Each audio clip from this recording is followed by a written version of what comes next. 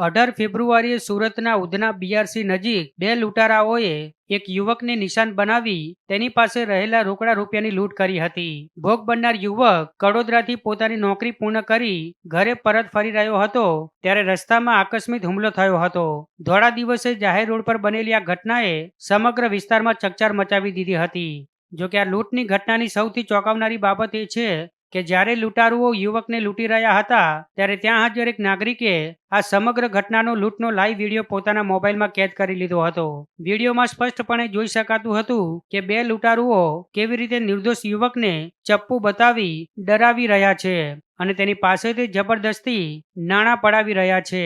ત્યારે આ live video social media પર વાયરલ થતા પોલીસે એક્શનમાં આવી આ મામલે સઘન તપાસ કરી યુવકને ચપ્પુ દેખાડી રૂપિયા પડાવતા બે પૈકી એક મુખ્ય આરોપી અવતારસિંહ ત્રિલોકસિંહ ભાદાને ઝડપી પાડ્યો છે અને પોલીસ પૂછપરછમાં તેણે ગુનાની કબૂલાત પણ કરી લીધી છે. આરોપી પાસેથી પોલીસે લૂંટાયેલી રકમમાંથી 20,000 જેટલી રોકડ રકમ રિકવર પણ કરી છે. જોકે આ કેસમાં અન્ય એક આરોપી હજુ પણ ફરાર છે જેને પોલીસે વોન્ટેડ જાહેર કર્યો છે.